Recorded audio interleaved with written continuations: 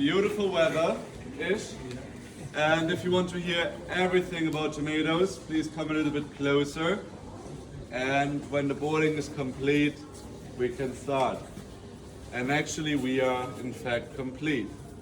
My name is Philip and I would like to tell you all about the Icelandic tomato business because to many people it sounds really strange that we are able to harvest vegetables here in Iceland, considering the fact that we have really long, cold and dark winters. And also in the summertime we have low temperatures, heavy storms and even snow until June. So at first glance maybe not the best prerequisites for a greenhouse operation here in the north of Europe. But actually our natural resources provide us with the best opportunities to do so. Maybe you can see all the white pipes in the back. These are hot water pipes. And we have a big hot spring like a geyser just 200 meters away from here. So we are pumping all the hot water from the spring right to the pipes. We can heat this place up to a nice temperature of 24 degrees Celsius. That should be around 78 Fahrenheit. It is quite warm in here, especially when the sun is shining. We have a bit of a tropical flare. But it's Iceland, so sun never shines. And most of the time we have to simulate the sunlight with this artificial lighting system. And these are high pressure sodium steam lamps. Sounds really nerdy, but all we have to know for now is that the lights have to run for 17 hours a day in the winter time. Also in the summertime, like today when it's cloudy, we have to let them run for 14 hours a day.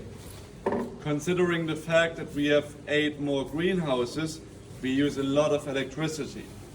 The same amount as a town with 7,000 inhabitants. That could be really expensive in the rest of the world, but in Iceland it's quite affordable as all the electricity is green and renewable, hence really cheap. Maybe it's the only cheap thing in Iceland, so we are really happy that we can utilize it here in our greenhouses. As well, we are located far north, in the middle of the North Atlantic, so we don't have too many bugs, flies and diseases that might harm the plants. We solely import a good fly called Macrolophus. This good fly eats all the bad flies we have in here. So we are able to implement a completely biological pest control against whiteflies, aphids and spider mites.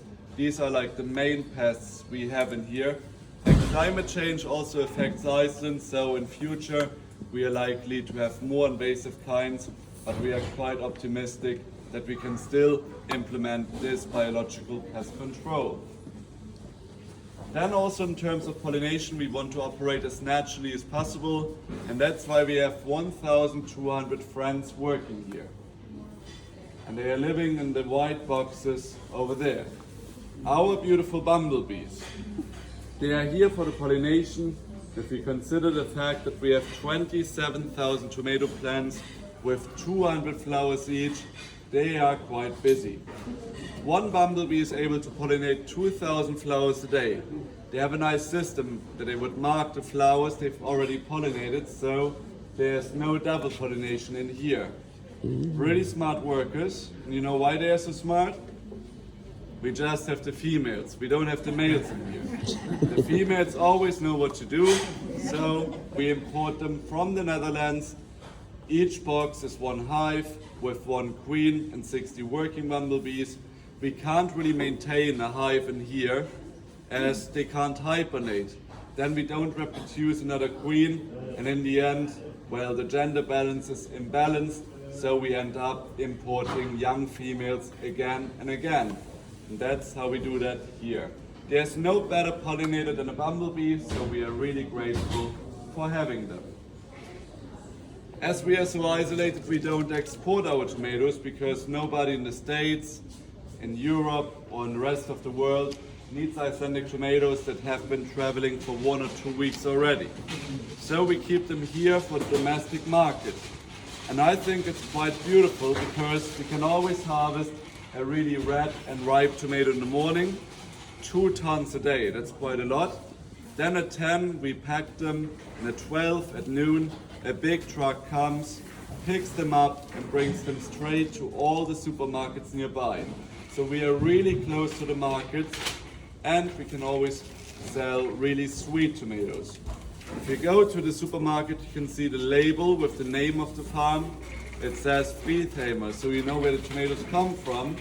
If you don't know what Friedheimer is, by the way, that's the name of the company, we still have the Icelandic flag, so you know it's a local product. When you're opening the lid, you can see my favorite picture. It's my boss is smiling at you. Yeah, Helena and Knut, the owners of the place, they believe in this really close proximity between the consumer and the farmer.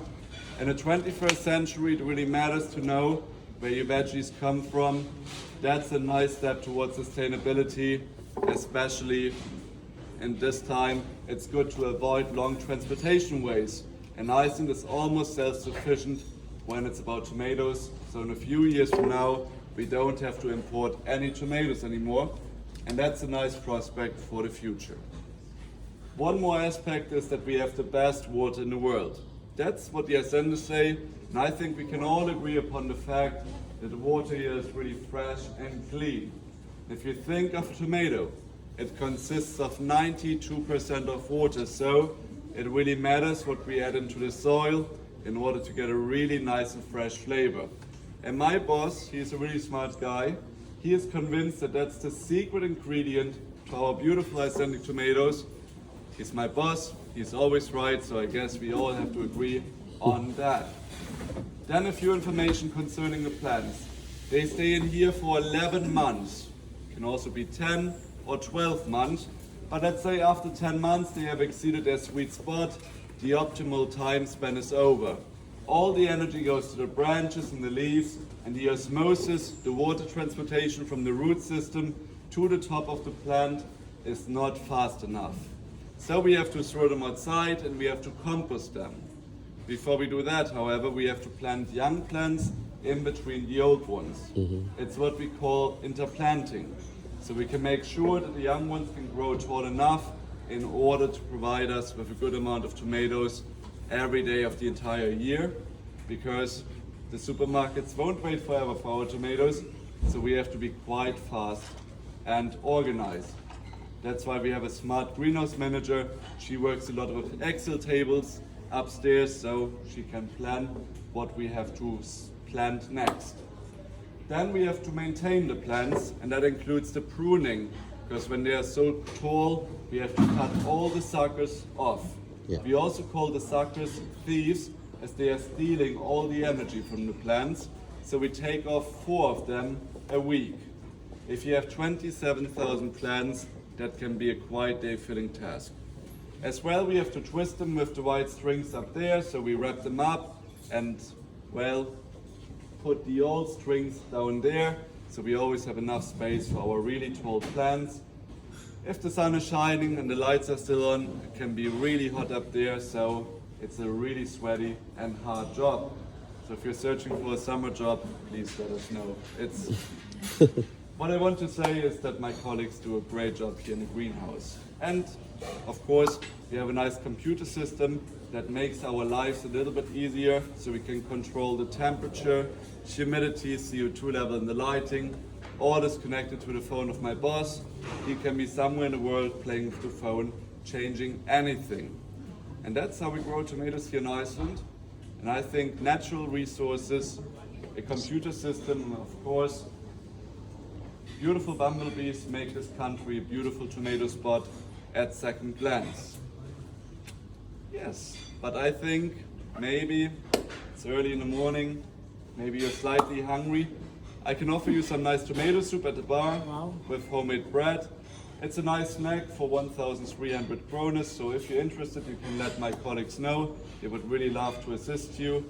As well, we have all the tomato drinks like the Bloody Mary, Happy Mary, Healthy Mary, Virgin Mary, Mary Poppins Baby. Yeah, all the Marys are waiting for you at the bar. And we also have my favorite, tomato beer. I think it's the only place in the world where you can have proper tomato beer, where the tomatoes have been integrated into the brewing process. Really? It's quite tasty, so if you feel adventurous today, then you can visit my colleagues. That's Lorenzo and Olga.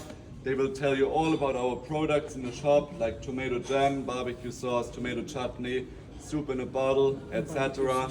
And if you have questions about operation, I'll be around here. Now you can also have a look around. Always stay on the concrete, and please don't touch the plants, and please enjoy your stay in here. Thank you.